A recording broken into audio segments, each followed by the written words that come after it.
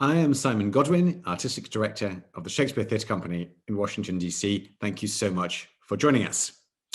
Welcome to this special Friday night edition of Shakespeare Hour Live, a pre-show celebration for the premiere of Romeo and Juliet in partnership with PBS Great Performances and the National Theatre of London. Well, in just an hour's time, the National Theatre's film, directed by yours truly, will be broadcast live on your PBS stations. Until then, we have lots of fun and exciting content to share with you.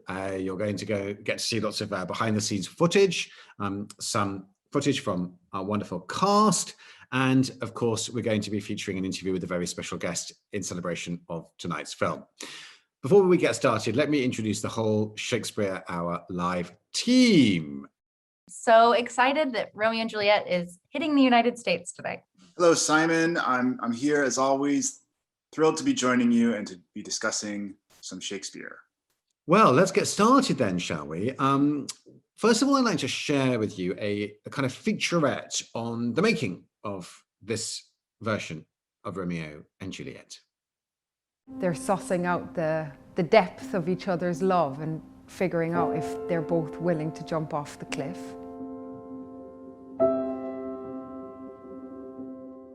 Romeo and Juliet was due to be performed in the Olivier Theatre in summer 2020. The sets were underway and we were ready to go.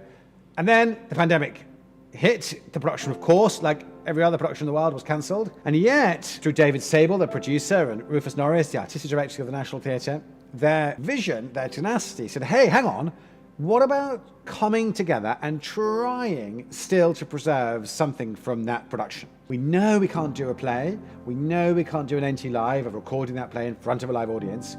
What about trying to make a film of the play? Instead of just saying that's not possible, they said, well, what is possible? And came up with this beautiful hybrid idea of allowing an abandoned theatre, which is full of memories and past performances, how that theatre can actually become a character who makes the story come to life in this group of actors. So it's almost like the building is allowing the story to be told. We had the cinematographer with us from day one, so it was unlike any other film kind of thing or even a theatre thing, where we were all sharing ideas all the time. And so film references and pictures and paintings and music.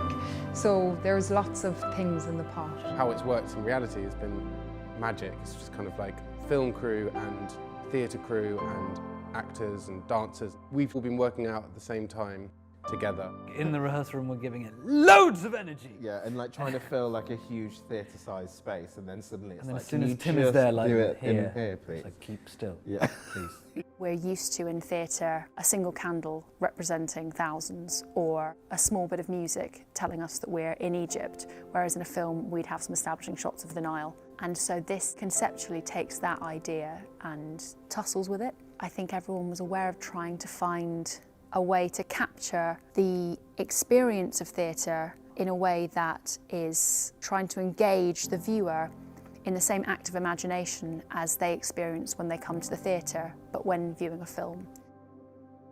It's, I suppose, a reminder of the excitement and the joy and the danger of first risking yourself for the love and the affection of another.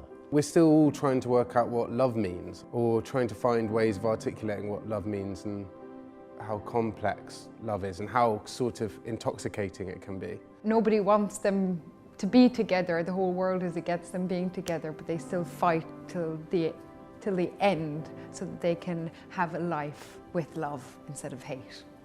Theatres are all about community, of course. They're all about gatherings. They're all about the one thing that we can't do right now, which is to be together in a group. So of course it's eerie, of course it's poignant, of course it's filled with ghosts. And yet, like any sacred space, it's also filled with promise. It's also filled with the extraordinary gestures, laughter, tears, passion that have filled the space where I'm sitting for decades and decades and decades. So actually, sitting here now, working in this space, filming in this space, has been an enormous act of hope and of celebration of what has come, and what will come.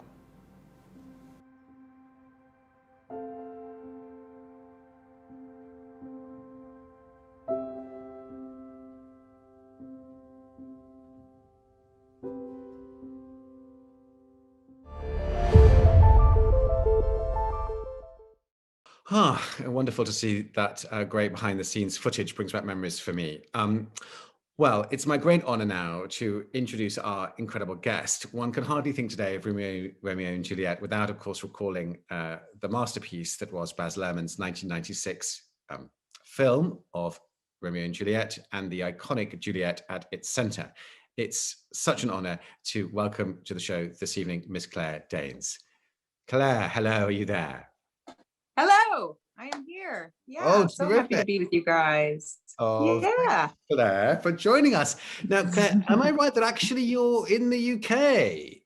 Is that right? I am. I'm filming a limited series here based on a book called The Essex Serpent. So yeah, I'm in a corset again. Okay. Yeah, it's been a minute. But yes, so it's great. I mean, everything's weird because we're in a pandemic and we continue to live in a very locked down England at the moment. But yeah. Yeah. Oh, that's wonderful. And well, I'm going to ask you lots of questions, Claire, if that's okay, about this play, about Sure. Romeo and Juliet, about playing Juliet. But let's hand over to kind of Drew to give us a kind of overview and to dive in and get started. So Drew, welcome, and let's kick off. Yeah. So film scholar Douglas Broad estimates that Romeo and Juliet is the most filmed play of all time. Since the advent of film over 100 years ago, seemingly every generation has seen itself in Romeo and Juliet. And ironically, those Romeo and Juliets tell us a great deal about each generation. So I wanted to ask you, Claire, as we start this conversation, and I know you've seen Simon's film, his 2021 new generation, maybe, interpretation. How did you first come to the play? Was your experience with Baz Luhrmann's film the first time you read the play or performed the role of Juliet, or were there even earlier experiences? Gosh, no. I mean, I arrived super raw, unadulterated. I don't think I'd studied much Shakespeare. Certainly hadn't played Juliet. I was young. I mean, I was 16 when we filmed it. I turned 17, actually. My birthday is on Monday. I'm turning 42. So yeah. So I was a wee thing. But you know, I was aware of Baz's work. I'd seen Strictly Ballroom and loved that. And obviously Leo at the time was already kind of, you know, this revelation, right? I mean, he already had become an icon himself. And it was obviously very exciting, the prospect of it. And Baz's clear intention was to make it as visceral and accessible and immediate as possible, as vital for kids who would be watching. And he didn't want there to be any remove or any pretense or any idea that this was kind of important and for a certain echelon of person, right? And so I think that made me feel more confident in approaching it, because he hired Leo and I, maybe because of our natural sensibility and the fact that we were also kids. I mean, Leo was in his 20s. That seemed very impressive, but still, we were just starting to figure it all out. In fact, it was your first experience with Juliet and with the play was the film. Yeah. I'm actually not surprised to hear that, Claire, because watching it, it feels remarkably fresh. It feels like it's all happening, or you're living it all for the first time? Yeah, I mean, there was a period where I was just reading my cereal box and iambic pentameter. Everything was, just trying to get a handle on that. But and we would do exercises, Baz would do exercises where we would, I guess, kind of use our body to make clear what we were saying, it was very pragmatic and physical, and we were just going for clarity. And how do you remember that period? Because as you were saying, you were 16 turning 17 on set. You had been in My So-Called Life a year or two prior. This was in the middle of a number of films you were making, of course, also the iconic Little Women. And Romeo and Juliet's coming like right in the middle of that. So was it just a complete whirlwind at the time? Yeah, it was, but I'd also been very busy playing teenagers for quite a while. So I was and was pretty busy being one myself. So I did feel entitled to say something about it. And I loved Juliet. She wasn't all that removed from Angela Chase, who I was playing in My So-Called Life, and I'd forgotten so much about the story, really. When I got this call, it was fun to kind of reacquaint myself with it. But I did know Juliet to be a kind of a deeply thinking, sensible, really reliable, and also dynamic, imaginative person. And then seeing your film, your take on it, Simon, that was reinforced. Like, she's no wilting flower. There's nothing passive about her. She's held a little hostage by circumstance and by the patriarchy of the time. Not that different from the one we are in now, actually. But she thinks fast and well. She makes a lot of good decisions in real time. And she's quite strategic and even political in quite impressive ways. And, obviously very feeling and in the throes of this, infatuation and the heat of limerence and all that. But still, she's pretty sober, much more than Romeo, who just, is much more impetuous and makes some really bad calls. So I so appreciate her mind, right? I appreciated it then in the playing of it, and now as a viewer of it. It's quite special and rare now to find a romantic heroine as formidable as Juliet is. Yes, Claire, I just wanted to say, that really resonates with me, what you're saying. And it reminds me of a great voice coach called Cicely Berry, who I worked with at the Royal Shakespeare Company in her 90s. And her great phrase was, don't show me how you feel, show me what you're thinking.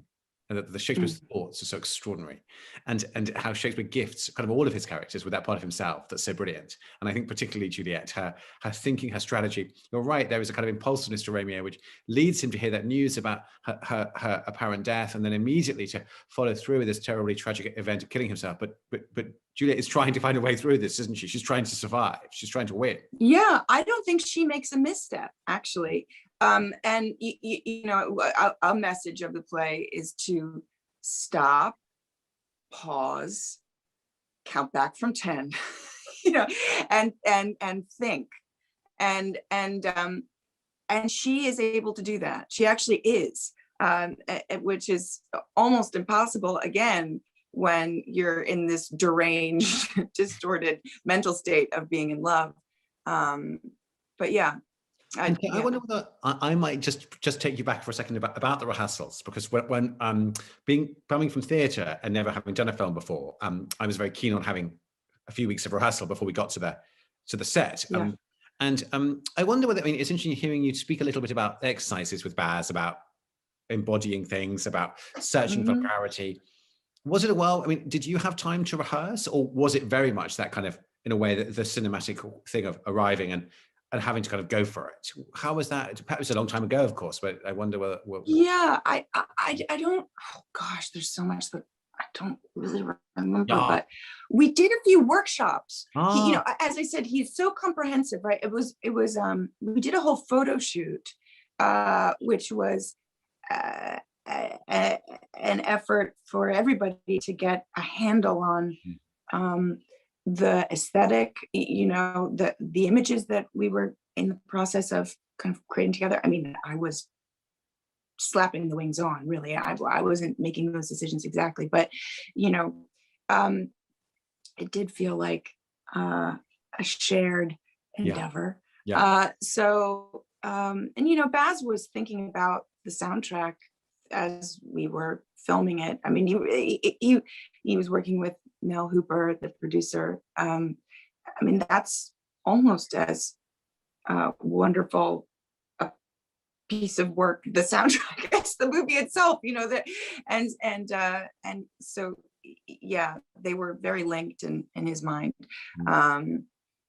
So yeah, I'm sure we did a few rehearsals, but you know, I've had a few experiences working with, like, you know, particularly masterful directors, and it's this kind of wild thing when you land exactly where you should. Like, it's all kind of tacit and intuitive because they have designed, you know, a really complete seal tight reality for you. I wonder, Claire, whether we might speak a little bit about the ongoing resonance of Shakespeare. I mean, whether, for example, you feel he's still with you from that experience, whether you feel Shakespeare continues to speak to people today. Obviously, there's debate about what does he mean for us now? Should we be even staging his plays? Yeah, well, how do you feel about Shakespeare 20 years on? Oh, gosh. Well, I mean,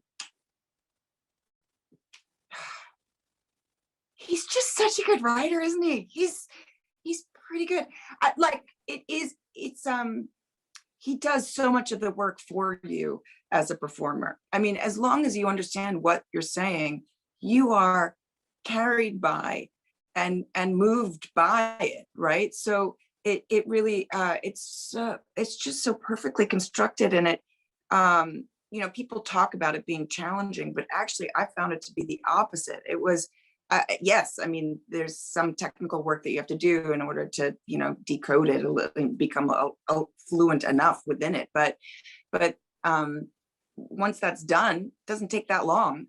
You are you're just on this perfectly designed, you know, roller coaster, and just get to ride it. Just enjoy it. That's how I felt. I felt deeply supported and unlocked by it. But also, I think as an adult woman now, reflecting on Juliet, you talked about this earlier, that Shakespeare takes teenagers and Juliet very seriously as people. Yeah. He doesn't condescend to them in a way. No. And I'm wondering how, you know, seeing Jessie Buckley's performance as a Juliet, how do you think the role continues to resonate with you now? Are there new aspects of her that you understand in a new light with all this life experience? Well, I thought Jessie was wonderful. Everybody in the film was fantastic. I guess I was really struck by, kind of looking back on it, realizing that I really was a kid. Of course, I didn't feel like one at the time, but I am, you know, I guess I'm a lot more practiced as a performer, and I think I probably would have a little more command, maybe, or a little more kind of freedom and facility with the language. But but there was just something very special about kind of exploring those feelings and thoughts in such real time, you know? So I'm just personally kind of grateful for that. But yeah, I thought Jessie's take was exquisite and strong, and I would hope that my understanding of her was similarly so. I definitely wanted it to be, and I think Shakespeare writes her as that, right? Delivers her as a really really formidable person, and I was just so grateful for his championing of her and the lack of misogyny in it. and it's you know, I'm not surprised that it's a play that we keep revisiting as often as we do, as you mentioned at the start of the conversation, because sadly, you know, the themes are as relevant as ever. But you know, and that is Baz's brilliance, is, you know, presenting something that is you know, a little contrived, right? Hyper stylized, but is really deeply feeling and animalistic at the same time. And so I really, that I carry that with me still. So yeah, but it was a blast. We were in Mexico City, you know, getting up to all sorts of nonsense. It was a very rich, big, throbbing experience, and I'm glad that people are still watching it and getting something from it. Yeah, absolutely. Yeah.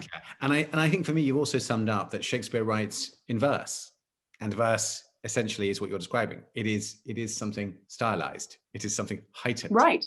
And no less true for that. But I absolutely agree with you that the Shakespearean journey is ultimately embracing the poetic in search of a higher truth.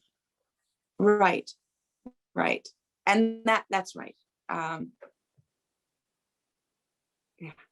Right. What you said.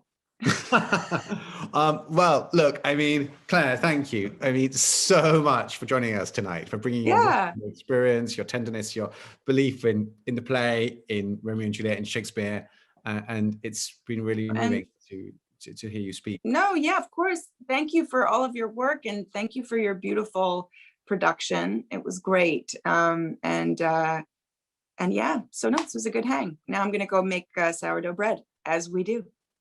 Claire, thank you so much for joining us. You made a very special night even more special. Before we let you go, let's take a moment to hear again from the company of Romeo and Juliet. Hello, I'm Jessie Buckley. I hope you're well. I'm really excited to share Romeo and Juliet with you tonight in America. I only wish I was with you. We had such an amazing, glorious time making it against the odds in the belly of the National Theatre with my gorgeous friends Josh O'Connor and Simon Godwin and all the rest of the cast who gave every ounce of their heart to make the theatre come to life again.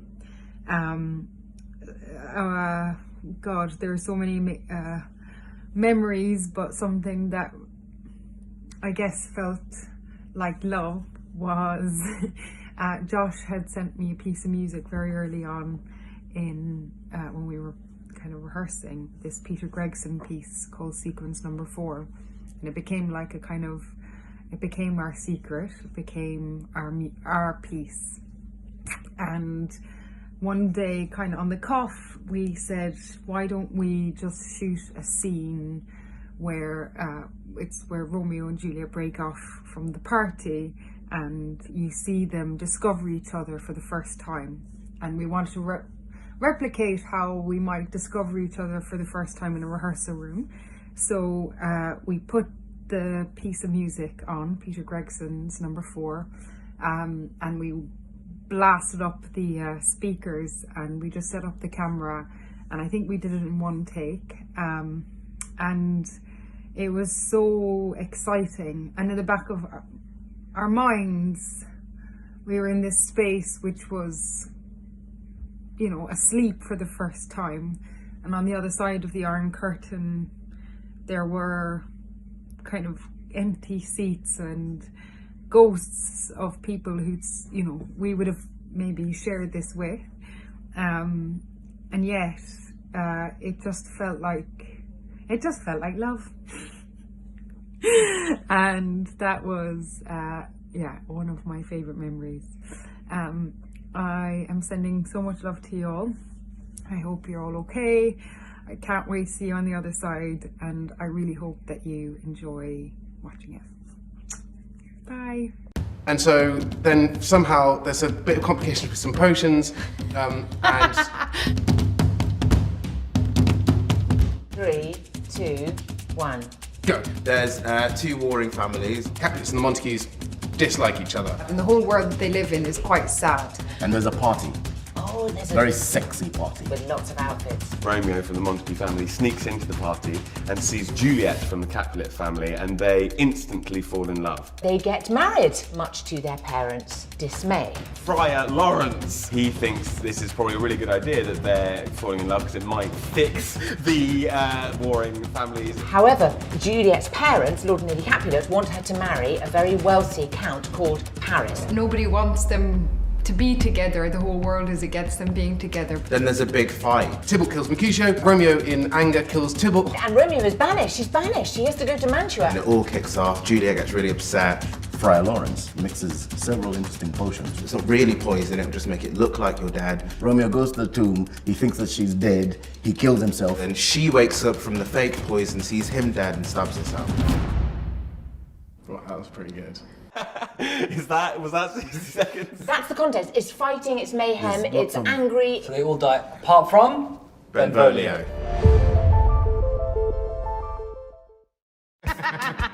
I can't believe it. Yes!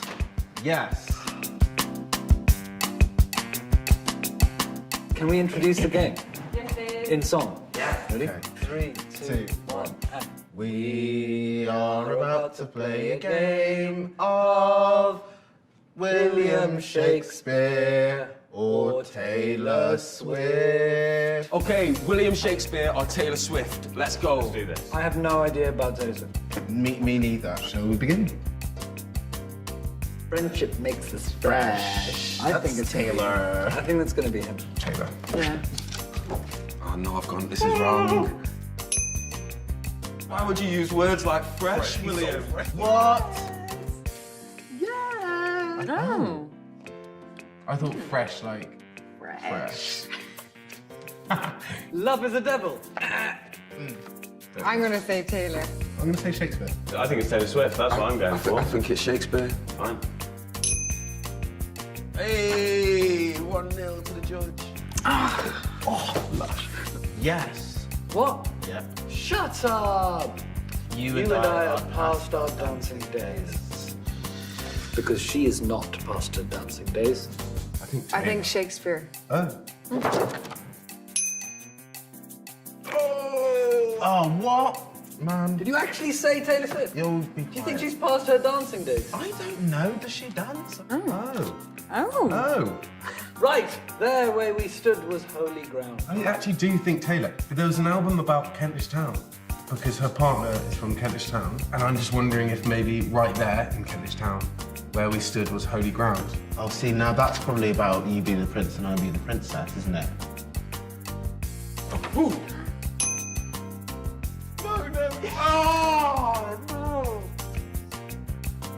Oh, mic drop. Really well done. When I was at home, I was in a better place. Shakespeare? That's gotta be Taylor, surely. Extra point if you can name the play, right? No. As You Like It. Yeah, see, sometimes I feel like they're trying to trick us a bit. Yeah. William, I'm so sorry. That wasn't a good one, man. Just gonna say that. You still don't get an extra point. That's. But you do get an extra point if you sing it. Go on then. When I was at home, I was in a better place.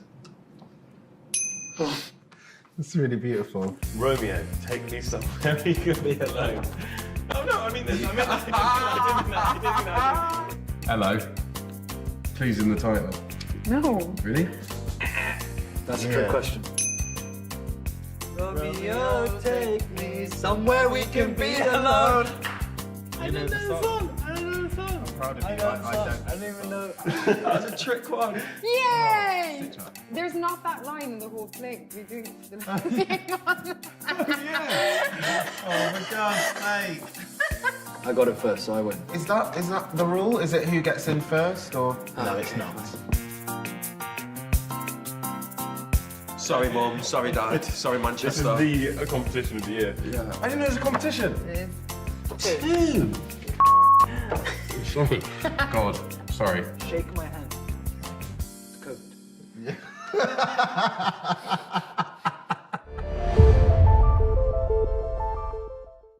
Thanks again for tuning in with us. So take a moment now to refresh your drinks and tune in to your local PBS stations at 9 p.m. Eastern Time for the premiere of Romeo and Juliet by William Shakespeare. Good night, everybody. Enjoy the show.